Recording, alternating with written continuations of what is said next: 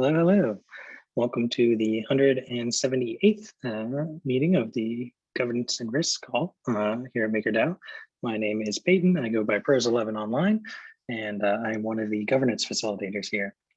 I'm joined live by a bunch of awesome Maker people who both work with the protocol or just generally interested in what we're up to.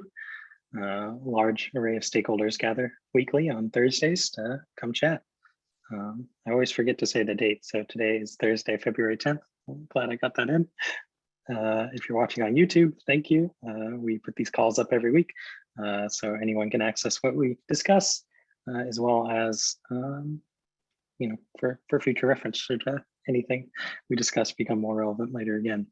A couple of housekeeping methods, or a couple of housekeeping notes to go through, I guess. Number one, the meeting is obviously being recorded, so do be mindful of that. Try not to speak over one another. If you do have questions, we encourage you to ask, to participate in the conversation. There are a couple neat ways you can do this. Number one being the raise hand feature here in Zoom.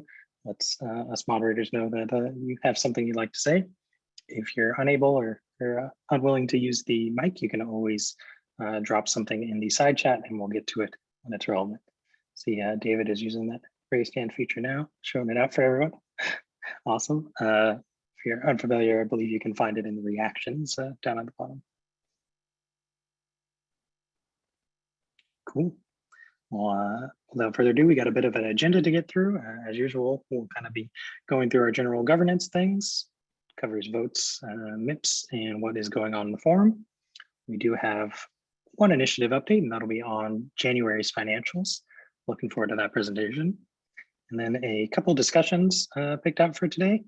Number one, we have a DAI liquidity solution design. We did kind of kick this off on a previous meeting, but now we've got a cool framework post from Long for Wisdom to walk us through and kind of focus our discussions, as we did cover kind of a wide ground on different implementations, goals, solutions. We're hoping this will help narrow down the focus a little bit so we can move on with that discussion. And then after that, we would like to talk about the SES research grant clarification and status update. For those of you that are unfamiliar with this situation, basically a new grant announcement caused a bit of a stir on crypto Twitter due to the mention of KYC and compliance issues. Yeah, so we'll get into that later. No need to front run the discussion. And if there's any time after that, we're kind of having anything goes. We use our suggestion box if there's anything extra that we haven't covered that you would like to talk, as well as, like I said before, you can always drop something in the side chat. Awesome. So without further ado, we'll jump into governance, let you know what's been happening with our votes most recently. Was a fairly light week as far as polls go. There were only 3 that were up and finished this week. The first would be the introduce the rate limiting into the flapper. For those of you aware, there was a bit of an issue here with the sentence summary on that one, basically implying that voting in favor of that was going to do more than it actually did. Luckily, thanks to Pramosh, who caught that discrepancy, we were able to get the word out to the delegates and make sure that the majority holders who were voting on it were voting, knew what they were voting for. So I apologize for that mistake. But luckily, we have Shupi here, one of the delegates, who has introduced a follow-up signal to make sure that we capture the rest of the intention behind that one originally. The other 2 polls we have were to extend the delegate compensation trial. That one passed. So the delegate compensation trial will continue for the next 6 months, well, it is extended by 6 months until July, or until MIP 61, which is the proper delegate compensation MIP, is passed. And finally, we had a right choice voting on offloading TUSDA. The winning option there was to activate the liquidations. Awesome. That brings us to executives. First, note that the previous executives passed and executed. We've been very good with getting those out quickly, thanks to recognized delegates. So you're all set there in terms of sending out delegate compensation. We raised the emergency shutdown threshold, added some parameter changes from the Maker Open Markets Committee, and fixed a couple minor errors with budget stream implementations from a previous executive. And the big announcement is there is no planned executive for the next 2 weeks. This week is simply due to lack of things to put in it. The one thing that could potentially be ready would be the TUSDA liquidations, but those are not urgent, so it didn't seem worth coordinating and all the effort and resources that an executive spell takes to get that through. Then out of consideration for ETH Denver, we are planning for no executive the following week either. And these are planned executives, right? There could be emergency circumstances that cause us to have to insert one. But for now, this is our plan and we're sticking to it.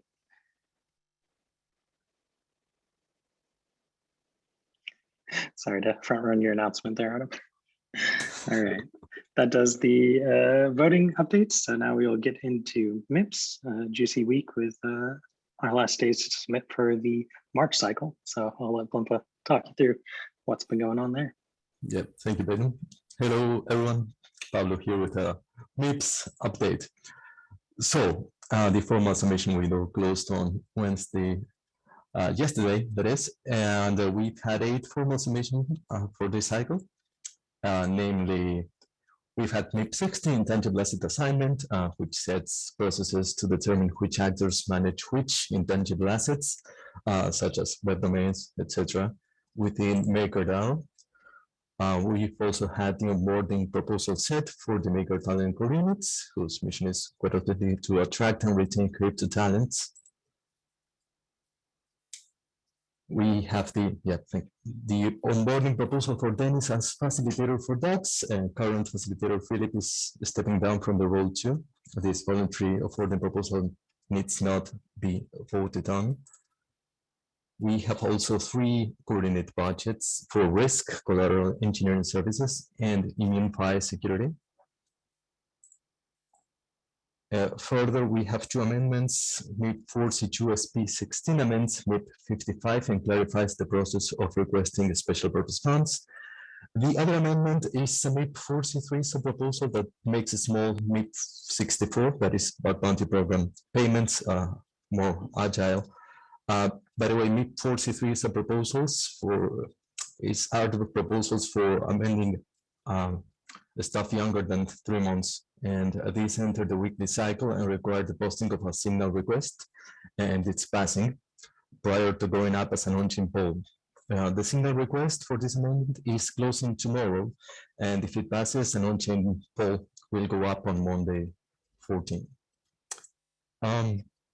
Finally, we have a proposal to onboard TechOps as a keeper network.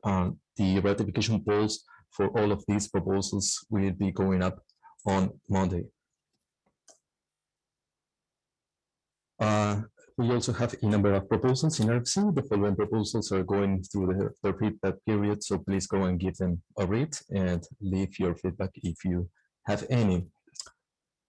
So we have a MIP 65. Alan Pedersen has submitted a MIP that establishes a framework to arrange, coordinate, and execute a liquid bond strategy to replace part of the current Maker USDC exposure.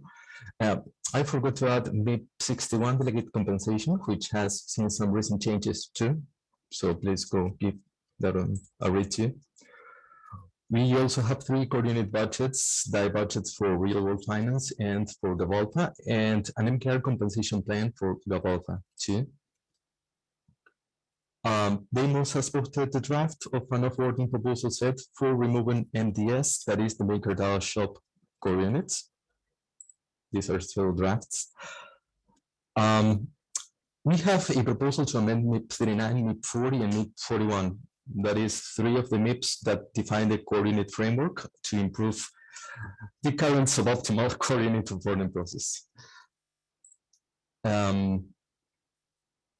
Yes, finally, we have proposals to further onboard 2 keeper networks and a declaration of intent to invest in short-term bonds as a solution to MakerDAO having its balance sheet composed of around 60% stable coins.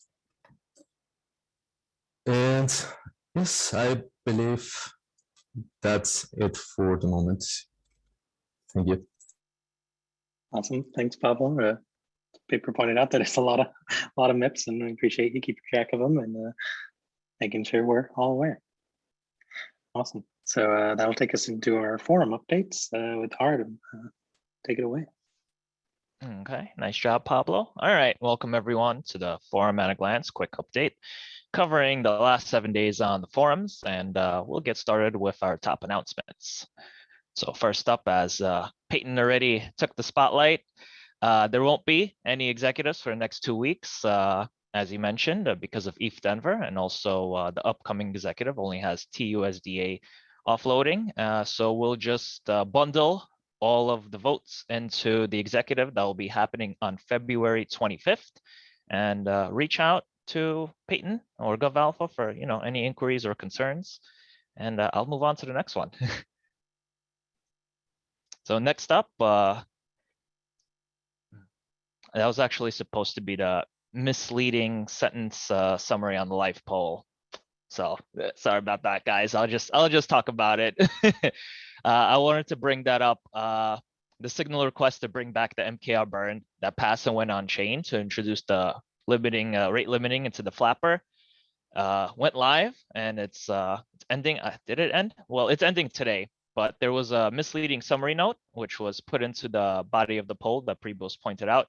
So pros submitted a post to help clarify that this vote is specifically in reference to the technical implementation of the rate limiter, which will have no immediate bearing on the MKR burn rate. And polls are unable to be taken down or modified once posted. So GovAlpha will further discuss the poll results and see how it goes after that. All right, let's move on to the next announcement. Should be the right one. Wait, is this?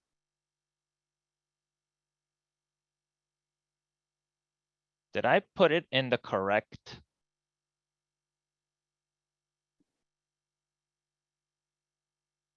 Yeah. Oh, might have been into the.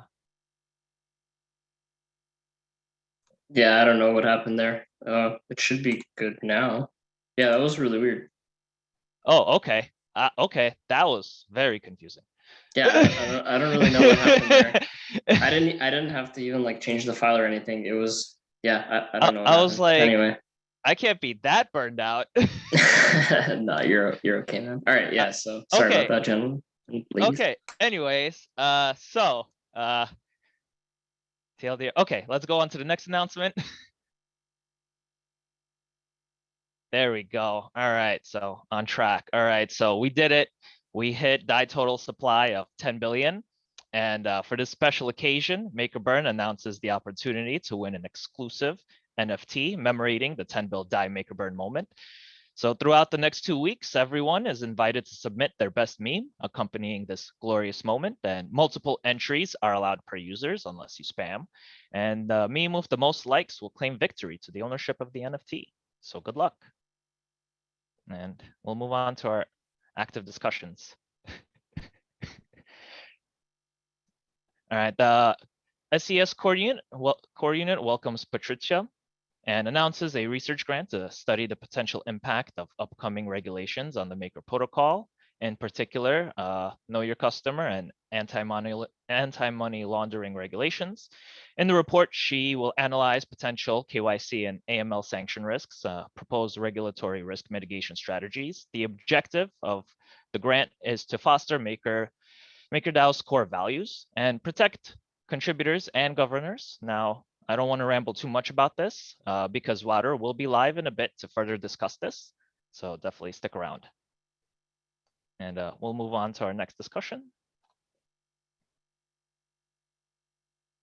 All right, yeah, there's been previous discussion, the last GNR call in particular, on improving DAI and MKR liquidity, which is still open for ideas and continued discussion.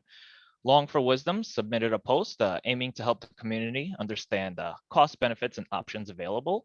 He presents 3 significant decisions that must be addressed before implementing actionable steps towards an effective market liquidity strategy for DAI and or MKR. This will be a 3-part post. So this post is part 1, focusing on decision 1, how does MakerDAO fund its liquidity strategy? He submits 4 methods of funding a liquidity strategy, which also has associated pros and cons. And there will be another 2 posts related to decision 2 and 3 coming up. And we're moving on to our active signal request. First up, Psychonaut promotes to set up a protocol on owned automated market maker for MKR. He signals the community asking whether Maker should allocate 20 million to the protocol-owned Uniswap V2 MKR DAI LP. And next up, Shupi asks whether we want to return to the previous partial burning as agreed in November. This will restore the IAM that's set up for slowly increasing the surplus buffer from 60 million to 90 million over 210 days, but will only happen after the rate limiter has been installed to mainnet and an initial configuration for the rate limiter has been set. And active request number 3, the recognized delegate compensation trial performance modifier poll passed and led to compensation calculation changes for December. However, one delegate, Makerman, received no compensation for November and would have received a little over 8,000 DAI if the new model was in place. So in response to the event, Peyton submits a signal request asking the community whether the protocol should pay Makerman the DAI for his recognized delegate duties in November based on the December formula change. And our final signal request, Psychonaut submits a signal requesting a signal request asking the community whether we should push rapid payment for small bug bounties towards the on-chain poll, which he links in the signal. And that's it for the forum at a glance. So check it out. It hasn't been posted yet. It'll be posted in a little bit after this call because they're getting pretty long. And yeah, I'm actually potentially getting some nice help. I found a really good writer, so expect some nice improvements. Yeah, and a big thank you to the people who sent us referrals after we asked for contributors. We really appreciate it. All right, thank you guys. Right on. Thanks, Artem, and thanks for fighting through the technical difficulties as well.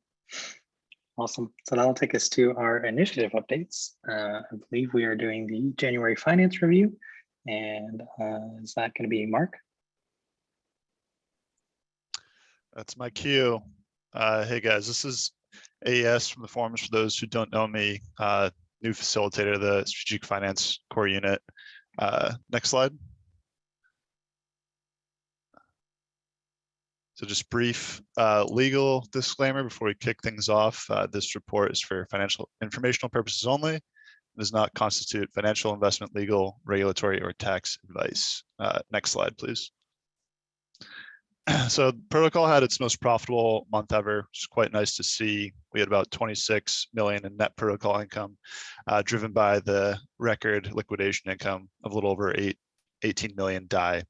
Our net interest income decreased by about 15% month over month, and that was just driven by the tightening financial conditions and overall bearish sentiment in broader crypto markets. Our workforce expenses increased about 2% from last month and should continue to increase in the next few months with the onboarding of the new strategic finance and tech ops core units. And since we're using cash basis accounting, the I dispersed the Oracle's core unit to cover the foundation funded Oracle expenses will not be reflected until those expenses are spent. So right now that money is held in equity in our operating reserves for people that are interested in the accounting of that.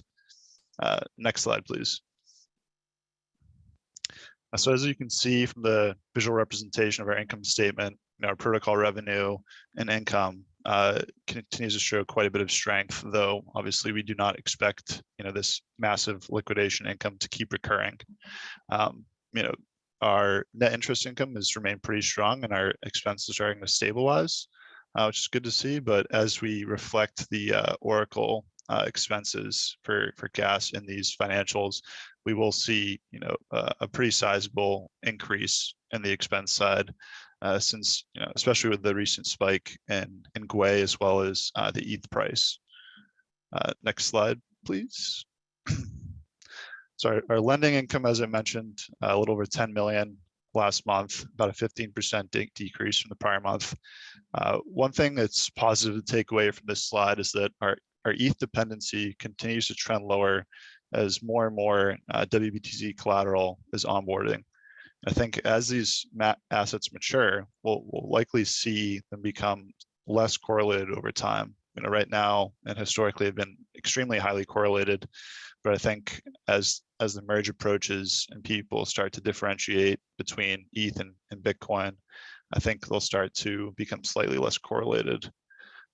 Also, as most people know, ramping up the real world assets initiative will provide tremendous resiliency and diversification benefits to protocol income, which, longer term should reward the protocol with a higher multiple of earnings.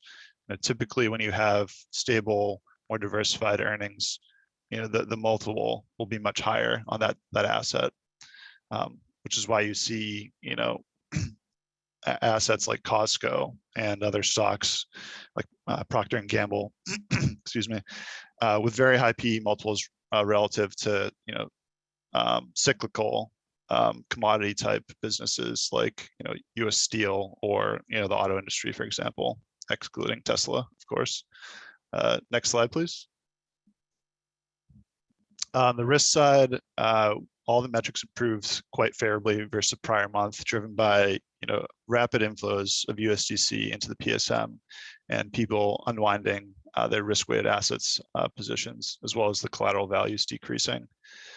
So the CET1 ratio increased by about 65 basis points, and our liquidity ratio, which is all the stable coins in the PSM, is about 59%.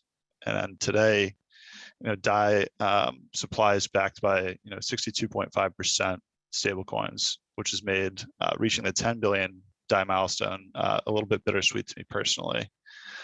On the flip side, these inflows have sparked multiple proposals for how we can start using these stables to our advantage by investing them in highly liquid and senior credit instruments. This is a very complex issue, but with nearly 6 billion in stables, the scale and potential impact on the protocol will be immense.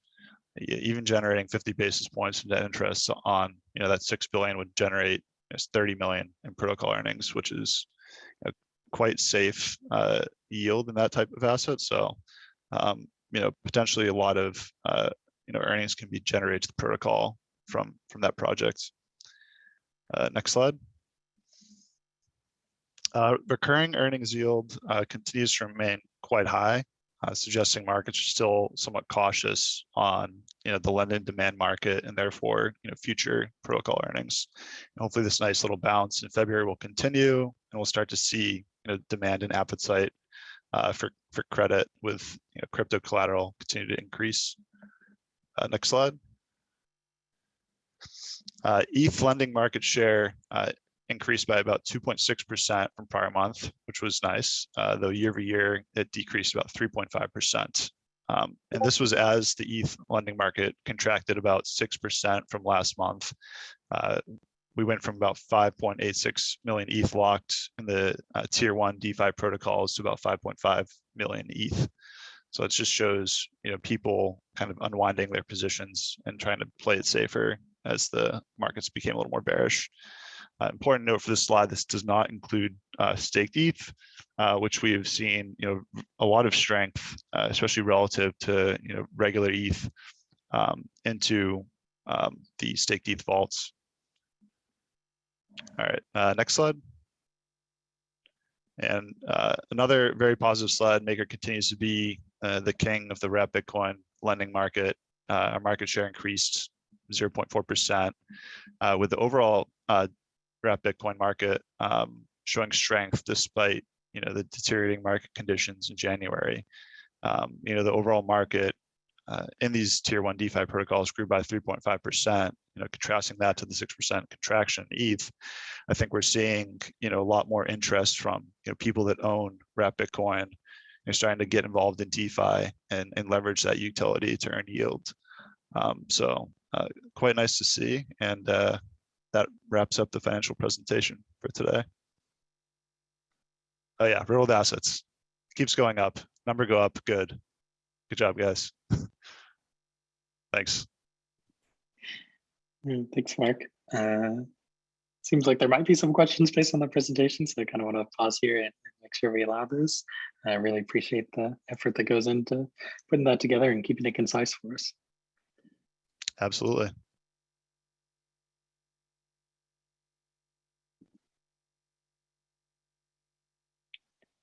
Are there any questions? Maybe that was a faulty assumption.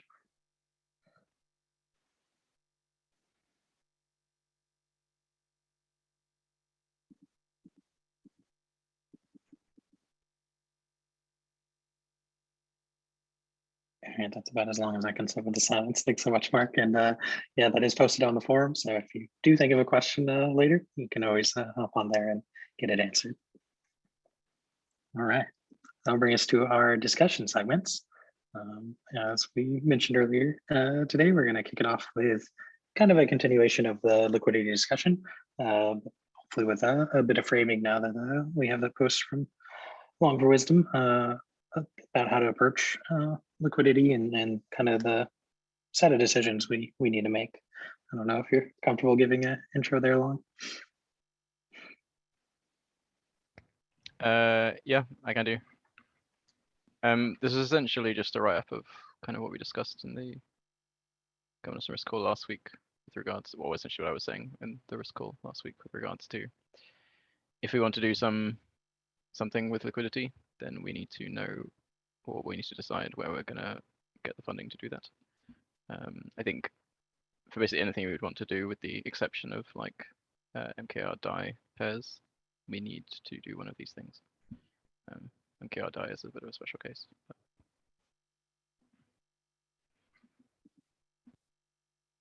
Awesome. Yeah, and yeah, it kind of lays out the framework for 3 separate discussions. The first being what to do with the funding, which is, I think, kind of where we'd like to start today. Don't know if you had another slide, David, or if we're sticking on this one. Didn't want to. All right, cool. Yeah, today it's just this one, and basically I took the 3 decisions and I laid them out there, like funding source, strategy conversation, and then tactics conversation. Excellent. So as Long kind of alludes to in the post there, you know, there's a number of different ways we can go about getting the funding for this. Some of them may not be palatable to some maker holders, right? Depending on what their core beliefs for the maker protocol are. We obviously have the ability to print both DAI and MKR, but doing so would essentially be unbacked. We have our surplus buffer. I kept wanting to say stability for some reason. We have our surplus buffer, but that is obviously also capped by the amount in it, as well as the fact that that is where we pull expenses from. We could raise funds. We could do something like bonds or other. We could use other items in the protocol treasury. Right, we do have the ENS tokens. We're accumulating staked Aave from our D3M implementation. That kind of the rub with all these is essentially the amount of capital that is available to us without minting is not a lot. I have a question. What is a meaningful amount of liquidity for a given LP position? I know there's a signal request right now up for 20 million in liquidity for a Uni V2 position, and that would essentially take 10 million from the surplus buffer and then pair it with 10 million worth of MKR from the treasury. So yeah, my general question to everybody is, what is a healthy amount of liquidity to provide the market, both on L1 and then as well for the for bootstrapping L2 DAI markets? I might interject briefly and say the answer is going to be different depending on what venue or method you use, right? So Uni V2 is less capital efficient than Uni V3 can be potentially, depending on the range you set. So in terms of like, I guess how accessible liquidity is, like that's important as well, and depends on what platform you're using. Is there like a target for slippage versus size of the trade ratio or something like that? Like, I'm just curious about like a healthy barometer. Yeah, there probably should be. I'm not experienced enough to say what it should be, I guess, for any of these things that we might want to do.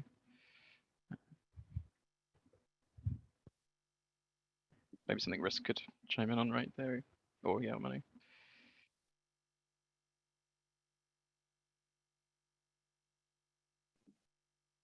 Money supply's got a good point in the chat. You can kind of set your levels, right? So if you were to purchase or sell 1% of a pool, you experience X% slippage, right? And try to set that within a bound.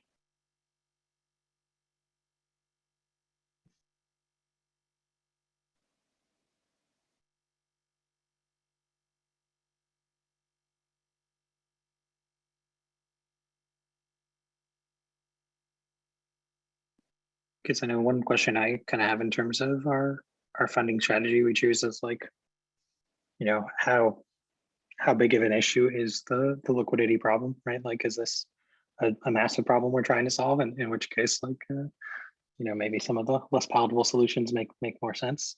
But if it is a rather minor problem, then obviously you don't start with the extreme measures for solving it.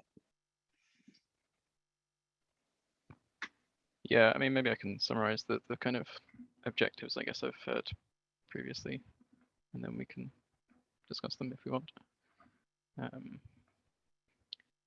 So one of the ones I think that I've heard a couple of times is to encourage like L2 adoption, right? So we would want to offer liquidity on common pairs on L2 to encourage the adoption of DAI on L2 versus like USDC, for example. So that could be one. One I believe was just increasing the liquidity of MKR, especially, particularly. Kind of reasons for this are a little bit fuzzy to me, but I guess it makes the protocol look kind of more professional. It provides more ability for people to invest, and kind of provides or makes the kind of flop and flip mechanism, flop and flap mechanisms more work better, I guess. If anybody wants to talk about why that's a great idea to do MKR liquidity, feel free. One of the potential strategy is trying to make DAI like the routing, like the on-chain stablecoin routing like token, right? So currently USDC has this by default in that most pairs are paired against USDC. So when you want to trade between two kind of semi-arbitrary pairs, the trade often gets routed through two like USDC pools. Potentially DAI could be used for that if DAI is like liquid against some of the main trading pairs. So I think those are the main three that I've kind of heard or thought of. I'm sure other people can think of others.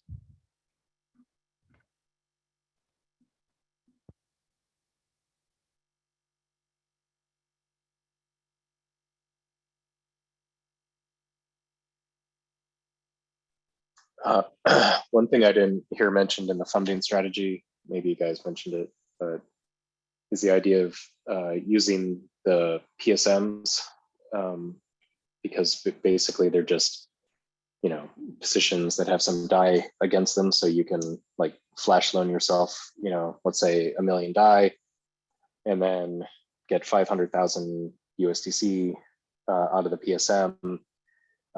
Sell that USDC to whatever pair you want to pair it to, and then you know, fund some sort of LP token, and then we have a vault type for that LP token that allows you to mint the original 1 million DAI back to pay back the flash loan at the end.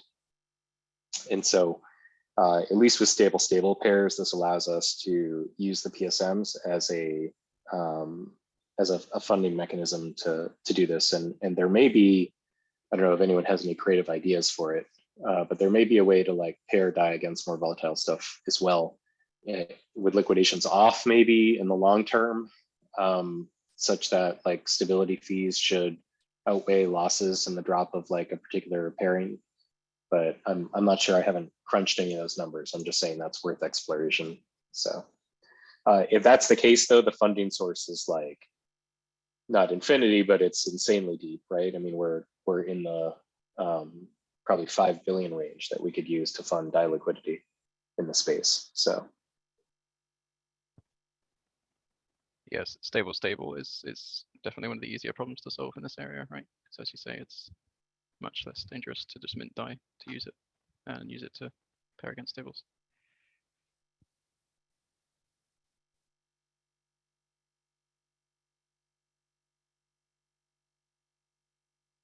I feel like we maybe have solutions to that though, in the shape of like, like the GUni USDC DAI pair, right?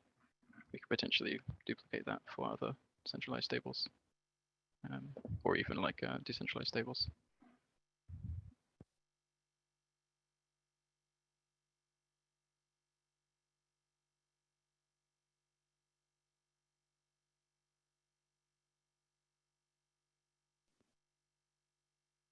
Those are very good points, and yeah, I guess there's much more flexibility once we start breaking into the BSMs.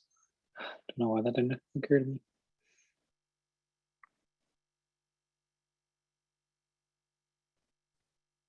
I guess out of curiosity, is there some interest in kind of going through the strategy or tactics conversation as well? Because we obviously don't have to stick on this discussion if people feel between last week and this week we've covered it sufficiently.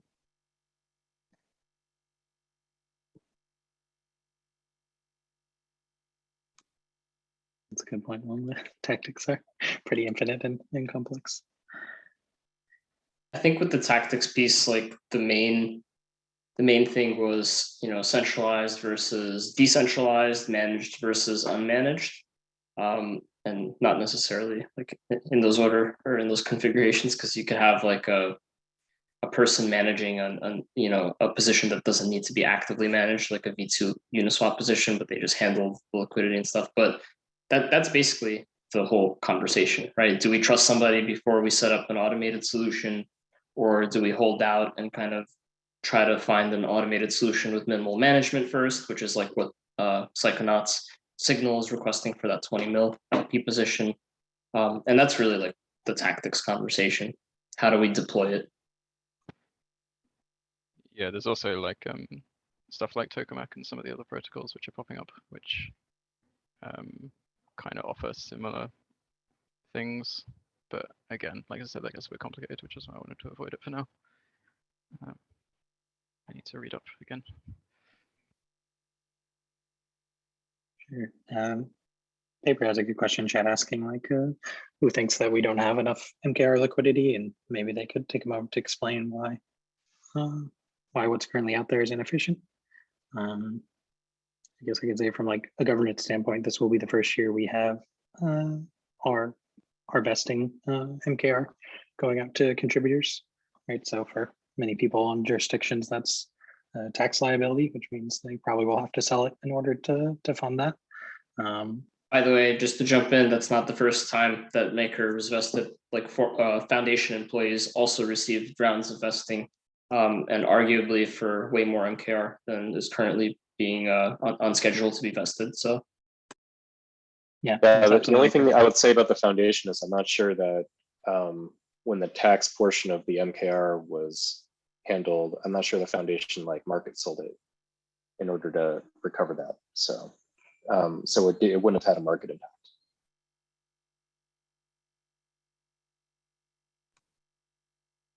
Can y'all say that again?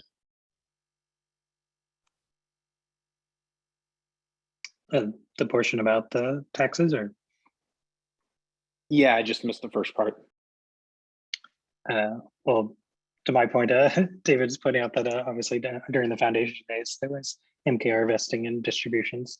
But Chris was pointing out that they didn't necessarily have to keep the taxable portion in MKR, causing to like market selling. Whereas if we're distributing to a bunch of contributors, like there's pretty good reason that many of them will need to market sell in order to fund the tax burden.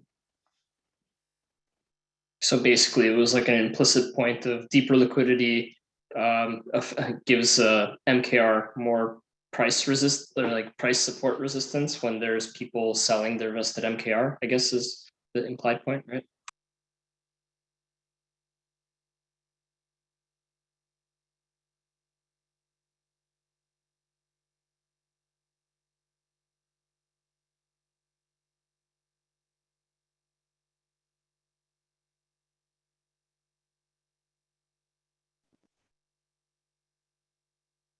Makerman, you've got a good point there. I don't know if you got a mic this week or not, but I'm happy to read it out if not. Yeah, hold on. I can answer this question from paper. So it wasn't really about where the foundation was located for the vesting tax implications. It was about where individual employees were located. So all of the employees that were in taxable jurisdictions, taxes were withheld from their MKR. So let's say now that there is no, whatever foundation, any MKR that comes up to vest, each individual that's part of the DAO is going to have to consider whether or not they need to sell a portion of that MKR to cover the taxes. And that's going to impact the price. So Also, I think that's the distinction. Yeah. Yeah, the only thing I was going to say is that, most of the liquidity is in Maker F. And since it's a strongly correlated pair, it's kind of a shitty pair for liquidity and value, like impermanence loss. Any token stablecoin V2 LP is going to buy Maker when the price drops relative to $1, and it'll sell it as it goes up. And so basically you stick money in there, you're guaranteed to buy below where you stuck it in at and sell above where you do it at. And as I've said before, to access the liquidity in that contract, to even get more than half of it out, the price has to change by a factor of 4 on either side, down 75%, up a factor of 4, or factor of 4. And so it's really the whole point here of doing it with a stable coin is that you basically are building a pricing base, and these things, as the price moves, is going to DCA and just keep sopping up liquidity over time. So the more you stick in and the less slippage you have, the more trading you have, the more you're going to sop up of the base token. Inherently, it could sop up all DAI, actually, if you did this with Nexio DAI, Gnosis DAI, and Maker DAI. I mean, you can do this with, and then you can make vaults on these because the LP token its volatility goes as the square root of the primary token. It's really a better investment than trying to pair with a correlated asset like ETH or another token. I've seen Gnosis is already going down the road of wanting to pair Gnosis with other tokens. HoneySwap and OneHive, they already did this. It stinks because you just can't make up all the liquidity with your token against everybody else's liquidity and expect price support. It just doesn't happen. And when I looked at fees on these things, I ride these pairs. I tested them. A token, a Maker ETH will basically make less than a Maker DAI, should the markets work right and arb those. It's just the way the correlated things versus anti-correlated things or non-correlated things work in these spaces. And so, the thesis here is that you really want to build a large liquidity position because then you get really strong price support. Your Oracle at 30% of overall liquidity becomes the position, and everybody arbs against it using that position. And so it just ends up being a really strong thing that if you can do it, it works really well, that the DAO itself can sell into its own liquidity and raise DAI. And when you need liquidity, should you have to, you can pull it out. You don't even have to sell the Maker. You just pull the DAI back. So that's the case for doing DAI stablecoin or token stablecoin vaults. And since we're Maker, we would like those to be token DAI because it will lock up DAI that's earning interest potentially. We can offer vaults in this LP. We can do a lot of things to encourage a lot of DAI creation. I've been trying to pitch to Gnosis that they should just take their GNO that they want to burn, figure out how to raise some cash, pair it with DAI, and us to make a Gnosis V2 vault that they can use to make DAI so we can get a Maker instance on Gnosis chain, right? That they basically back with their liquidity, and then we support with an instance for them for borrowing. I mean, it's to me, it's a no-brainer. You make money, you sop up your liquidity, and you make liquidity and pricing support in something that's against a stable coin, not a correlated coin like ETH. So that's my pitch. I'll leave it. Yeah, if I could add a quick thing to what Makerman said, at these LP positions, they're really, you're kind of going long volatility. and just hoping the assets range around a lot. And where you suffer a lot of impermanent loss is when one asset moves in a particular direction relative to the other by a large amount or for an extended period of time. And that could be a big problem for you as an individual if you have timing concerns. But for something that has like an infinite time horizon, like the Maker protocol, I think it's a lot less risky, right? You're like, if you're acquiring MKR DAI LPs, like, yeah, you might suffer some impermanent loss, but the goal is to provide liquidity to the markets. And over a long enough time, assuming that those pools still keep getting arbed, and I guess if they aren't arbed, you have to move to a different type of pool. The fees will collect over a long enough time period, and we all know the crypto markets are quite volatile. So when you have that very long time horizon, I think impermanent loss becomes less of a concern. Unless the DAO thinks it'll need that capital for other things.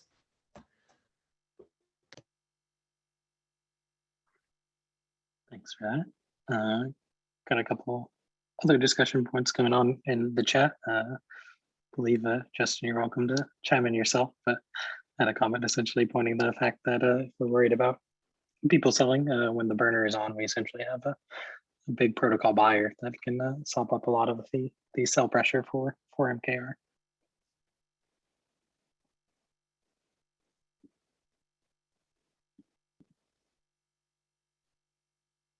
Cool.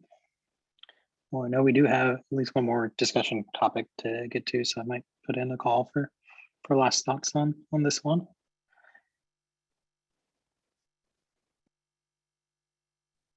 Go vote on Psychonaut Signal if you haven't yet. Wait, what? I'm here, but what am I supposed to talk about? No, you're not supposed to talk about anything. I was just plugging your Signal request. Oh, thank you. Yeah, and as a reminder, that is the one to provide a Maker DAI LP.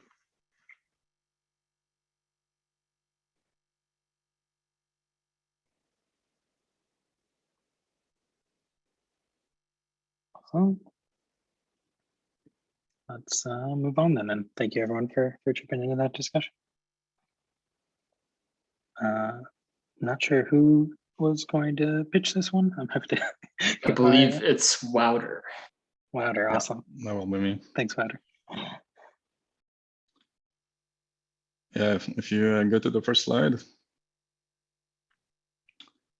So yeah, our second discussion point is something that probably didn't go unnoticed. So on Friday 2 weeks ago, we gave a status update to the community about a grant that we awarded for KYC ML research. And along the original presentation, there was also a forum thread and Twitter communication that went out on the same topic the next week. And then the grant and the way that it was communicated has made a lot of people upset. So not just on Twitter, but also within the MakerDAO community. And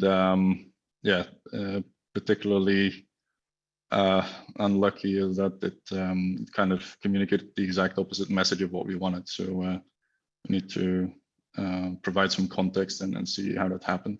So I want to start with some context of the research grant itself, how we came to awarding that grant, then talk about the incident post-mortem. We'll post a more detailed version on the forum, but I'll start with an overview. And then the next steps we're planning to avoid a situation like this in the future. So if we start with the context of the research grant. Next slide. So there's three things I want to talk about. First, I want to clarify the role of SES within MakerDAO because we got some questions about that. I want to go into why we awarded the grant in the first place, and then why we communicated so publicly about the grant. So if we start with the first one. So the way that the SES mission is defined in the MIP 39 is that we support sustainable scaling of the DAO, and particularly unlucky was the perception that was created that we're trying to push centralization here, and this is not at all the case. So We see scaling up a decentralized organization as decentralized growth on top of a decentralized protocol. And decentralized organizations, this has always been our starting point. They're very different from traditional organizations. So we need to think about how we can sustainably scale this up. So one thing we need to do is reinterpret the myriad of professions that come together in a new context. So for Maker, we need not just software developers, but also people from, for example, a legal background and comms background. And in a decentralized context, this needs to be reinvented a little bit. Now, our strategy in a nutshell is that first we do risk assessment. So we identify scaling risks and opportunities. And of course, the legal aspects is a part of that. Then we do research analysis and kickstarting. So we award these kind of research grants, such as the one for KYC AML, and we kickstart internal projects, such as, for example, the budgeting framework that we've created.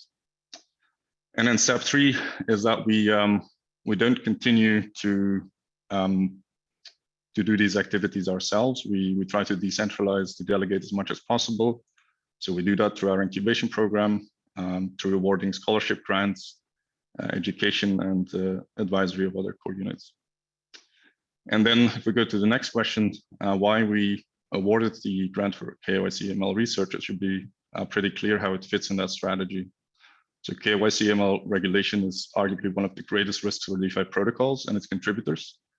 We try to avoid legal sanctions there. So we need to do the research and analysis to explore the risks and come up with mitigation strategies. And we need to work with external experts and onboard the legal profession into the DAO in order to be successful in the long run. This also fits within our broader 2022 focus areas. So legal risk mitigation is a very important part of that, but also outreach, marcoms, community development, developer relations. I think everyone is agreed that we need more of that. And the third track that we are focusing on is transparency, auditing, and quality control. So then if you go to the next one, why did we communicate so publicly about this grant? Well, SES wants to create the kind of transparent communication processes that respect the values of the DAO. So we've been communicating since the very beginning of the core unit throughout our Friday status update calls. We have 46 of them now, and adding a new one every week. And in order to reach a wider audience, we also started producing additional materials such as forum posts and Twitter threads. And the same content production pipeline was used for the KYC AML grant, but that wasn't the greatest idea. So if we go to the next one, I just want to restate and clarify. So we are absolutely committed to decentralization and permissionlessness of the protocol. So as I mentioned, our mission, vision, and strategy, they are defined with decentralization as the very starting point. Maker's #1 value proposition, I'm convinced, is DAI as a permissionless stablecoin. Without it, Maker really makes no sense. And I think when DAI becomes permissioned, then we should just call it a failed experiment and move on. With DAI as a permissionless stablecoin, there's great potential because Maker can basically become the free alternative to central bank digital currencies. And it's precisely because we want to protect these values that we need the research analysis and many more people working on the legal front. So in order to succeed, Maker must remain an open and transparent organization, pull in these people, and make these topics, make it possible to discuss these topics. So if we go into the next section about what went wrong, well, there are three areas I want to highlight here. And the postmortem will have more, but there were some internal process failures that I want to talk about. There were communication errors, and then there were some coordination errors that I want to highlight. So if you go to the internal process failures, our goal was to communicate weekly through the Friday status update calls and produce these additional materials. But the downside is that this created time pressure to get the content published. And sensitive legal topics, they followed the exact same pipeline as the other content. So that was including the forum thread and the Twitter publication. our internal review process, although we have one, it failed because of this time pressure, so it was too hasty.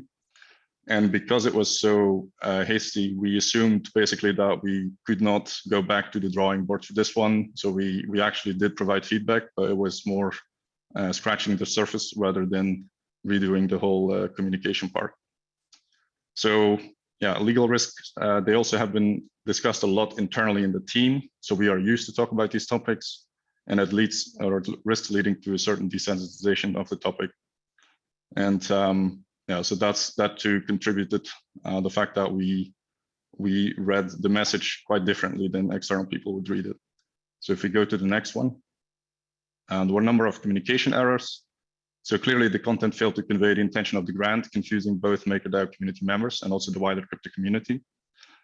The goal of the research is legal risk analysis by looking into upcoming KYC regulation, KYC AML regulation.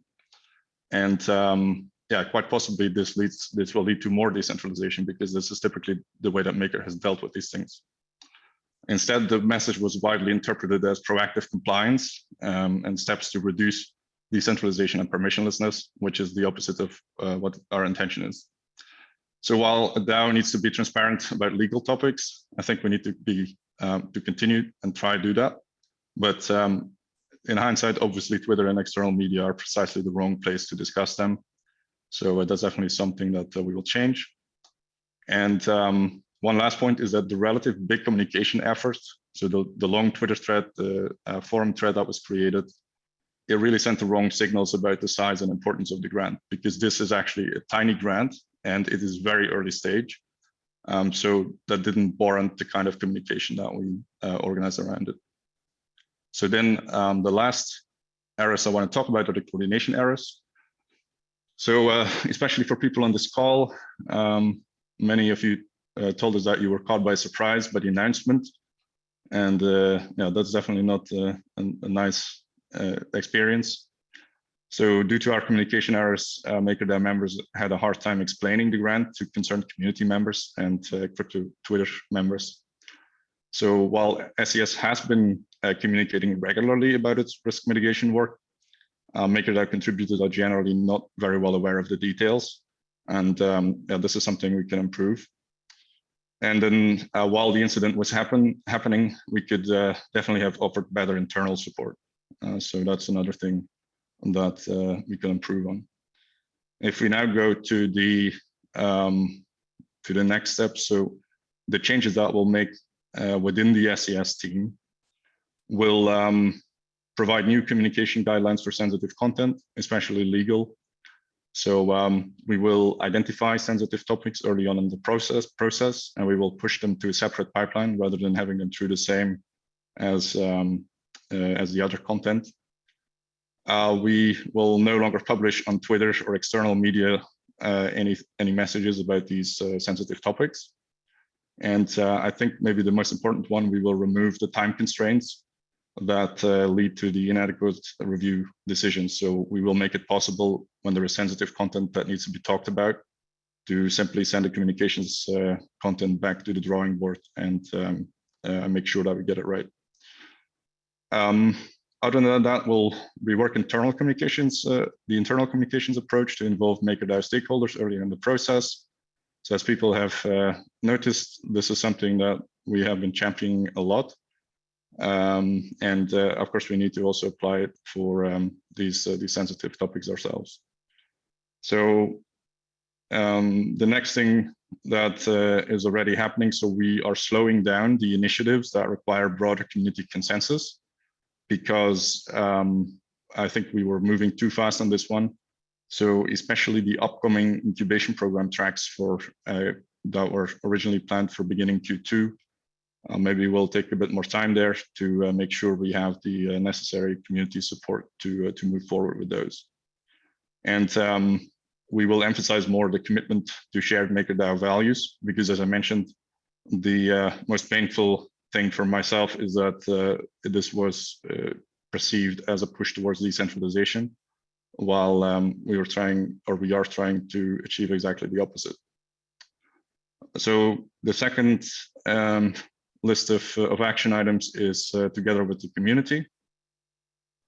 We we'll do our best to better facilitate the discussion of upcoming challenges, including legal and comms. And we'll create more visibility and consensus around the upcoming incubation program tracks. So, for example, this will involve a list of core unit ideas that core unit facilitator candidates will be able to work on. And yeah, we will publish this list first on the forum and collect feedback so that we can correct course earlier in the process there. And then we will work with other core units to provide an external point of view to avoid tunnel blindness. This is the point about desensitization. If you work in the team all the time, you have these discussions, you risk losing the external point of view. And I think that's something that that we need for these sensitive topics. And yeah, I believe that is the last slide. Exactly. So this is what I wanted to cover. We will publish a more detailed postmortem on the forum. And then our next steps are the ones that I described. So starting these more open discussions with the community before we move forward with, for example, the different incubation program tracks that we are planning. And with this, I'm wondering if there are any questions or comments.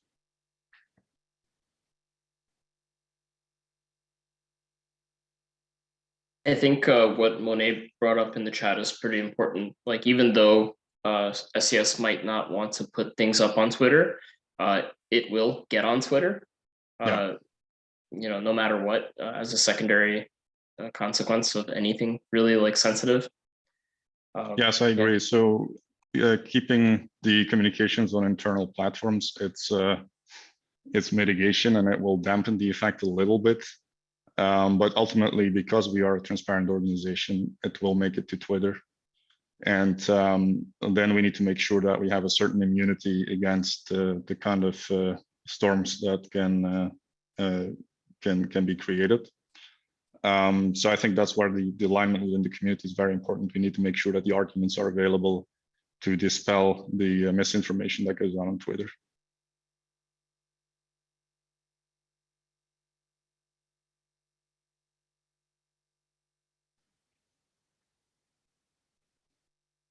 Any other comments or questions?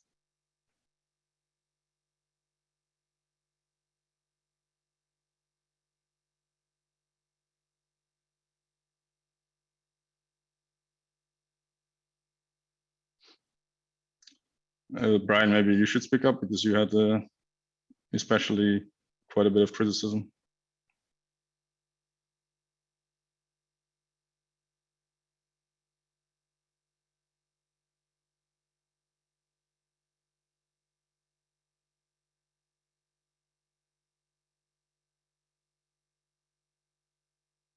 Or maybe not. There's also be a chance to engage on the forum post when the postmortem goes up. Brian saying he's having AV issues. Those get solved. We can circle back to it. We do have one question is asked to how we got to Patricia as the candidate to work on this. And I believe we have Layer 0 on the call, and he can explain how Patricia is basically a banking industry refugee. Sure. We have been talking informally with Patricia since 6 or 7 months, probably. She is a compliance officer with 16 years experience in the banking industry. And along all this time, she has been expressing her desire to quit her career at the banking industry and switch to crypto and switch to DeFi. And since then, we have been talking informally with her about how could she apply her expertise. And I can attest that this person has hard skills, has the experience related to regulatory, specifically AML sanctions, and she has commitment to DeFi that is so large that she quit her job and she's exploring to work for DeFi or for MakerDAO. So she has expertise, and she has commitment to the industry, and that is why we selected her for conducting this research.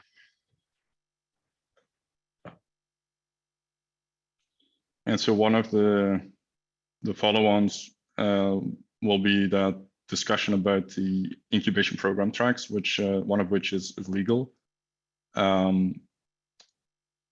So part of that is that we will try and attract additional core unit facilitator candidates who, first of all, have the qualities and capacity to lead a team in a decentralized environment, and are aligned with MakerDAO's values.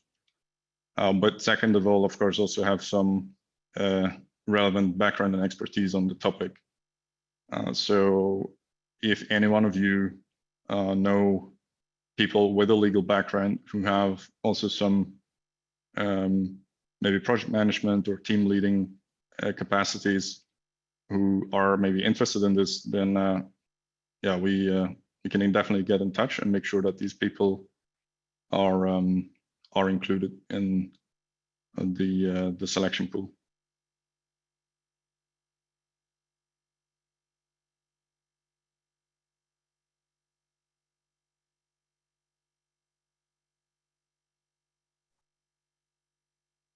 I have some maybe interesting technical topics as part of this discussion to bring up.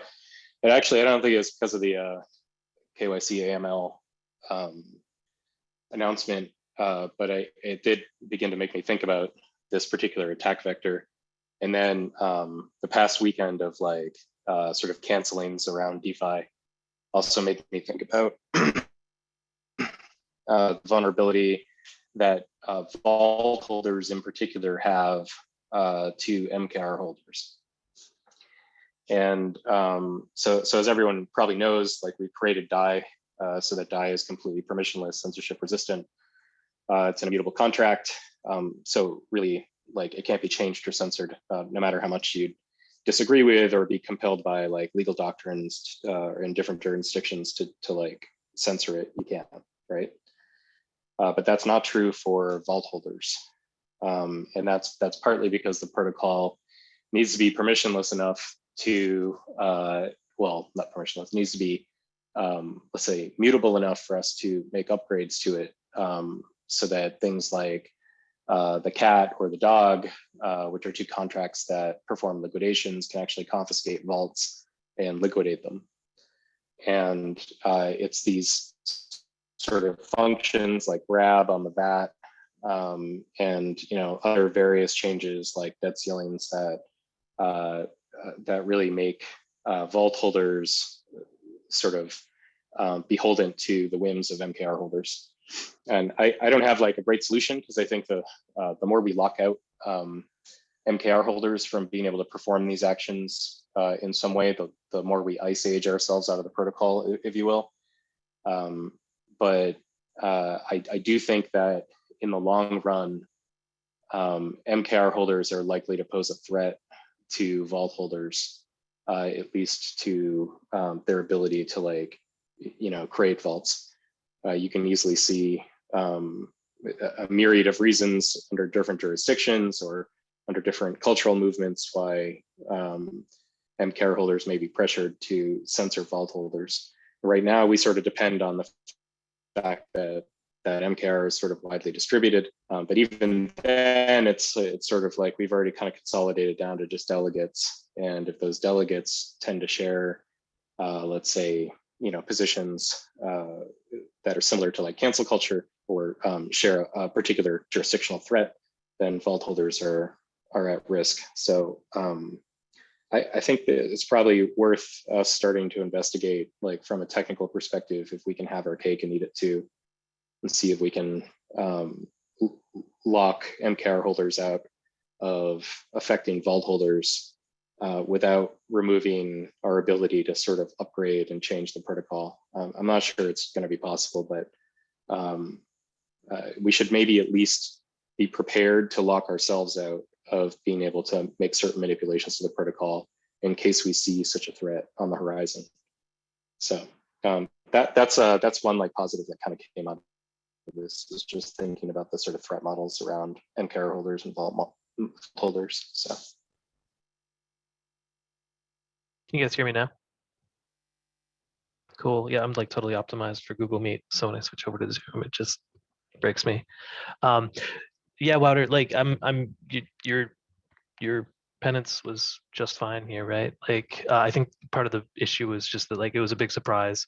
It seemed to go against all of our narratives about permissionlessness and everything like that. And then like the response, like it's just research. Well, the same day the IRS came out and said they're just researching how to hack into ledgers for people. And it's like, I don't know if that's a satisfactory response, just because like that research generally intends that means that they intend to use it. So I like this slide deck was good. Like we know, like we're not gonna try and slip something into die.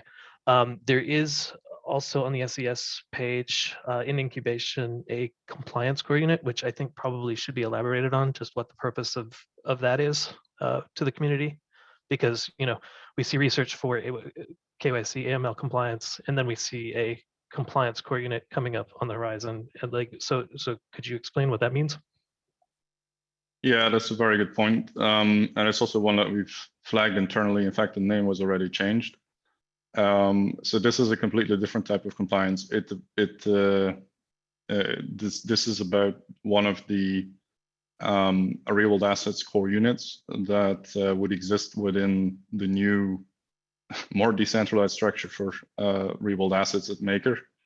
And one of the principles is that you put checks and balances in place, and that means that, and you create an arm's length relationship between different parties, and this means that the real world assets core unit structure would comprise three types. One are the probably most familiar real world asset portfolio core units, who would work on applications and onboarding new collateral types. Another would be legal, and the other would be what we used to call the compliance core unit, which basically puts a framework in place it plays a similar role where it advises the other two core units of portfolio and legal, and it's like a check on the practices that they apply, and to make sure that things remain independent and best practices are followed to make the protocol safer. And this in the traditional world is the role of a compliance unit within the business, lending compliance, and we are using a different name now, and we will update the website. So thanks for bringing that to our attention. Yeah, thanks for reading it into the record. Can I ask a question here? So, I was thinking about this KYC compliance a bit, when we're talking about arm's length, right? Isn't this going to land on our UIs, basically? Those, we own one of them, I guess, but there's a whole bunch of other ones. You'd think that this is going to land where the people are actually initiating the transactions. Sure, anyone can bypass that, but most people aren't going to do that. It just makes me think that KYC is going to land hard on the user interfaces to the protocol. And maybe that's the best place to deal with this. I don't know. It's just a thought. Yeah, but it's a very broad topic in its own right. So one of the comments is that we indeed do not own the UI in any sense, really, because it's not even a core unit, right? It's commercial companies that provide these UIs as basically bringing the functionality of the protocol, making it available for end users. And the developers of these UIs, they don't control the protocol, and they will of course need to make their own analyses, what they think is feasible and possible to, as much as possible, unlock the permissionless potential of the Maker protocol for their end users. There's a whole bunch of potential technological improvements that these groups can apply to make it more decentralized. One, I think the most obvious one probably is to work with IPFS or a similar mechanism. You could create a UI that is a desktop application so that people download it. You don't run it on the server. People can just download it and use it on their own computer. So the service provider isn't running the UI, they're simply a software developer. And yeah, so it's a very broad discussion, but I think generally speaking, there should be multiple UIs made by multiple service providers, and the service provider should probably focus on software development rather than providing the service of accessing the Maker protocol. Now, that's my understanding of it as definitely not a lawyer.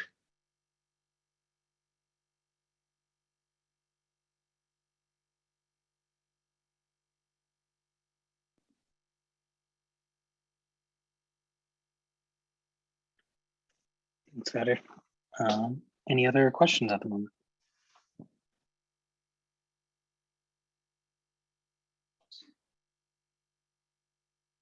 One point that I want to stress here is that, in my personal view, decentralization is the main tool for reducing regulatory risk. And we have seen regulatory agencies such as the SEC, the Securities Agency in the US, or the FAT, Financial Action Task Force, and they have expressed that protocols that achieve a sufficient level of decentralization could be outside their own scrutiny.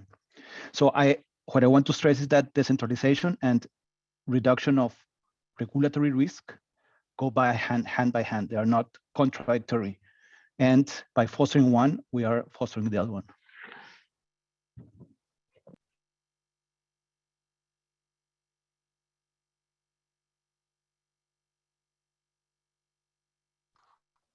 As we know, each centralization point is a regulatory attack vector. And part of this analysis should include which centralized point of failure do we have, and try to mitigate and decentralize them.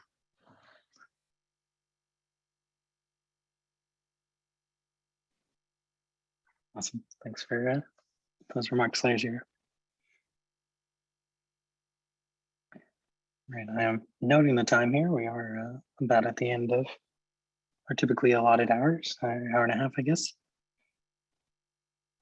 Good last call for any discussion topics. Otherwise, we'll give a few announcements and send everyone on their way.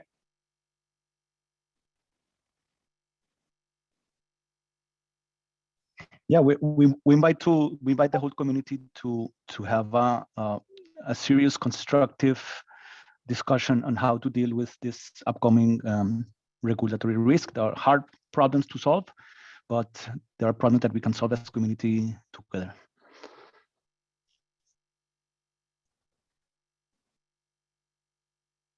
Awesome.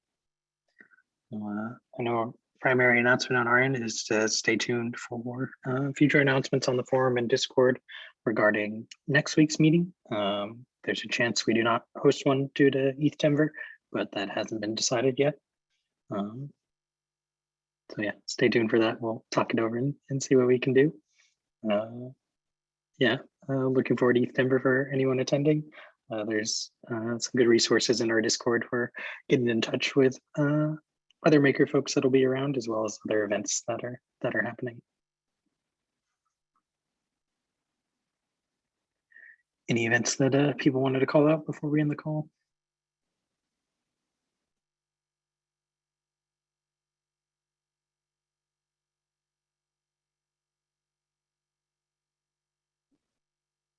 Awesome. Well, as always, let's keep the discussions going on the forum.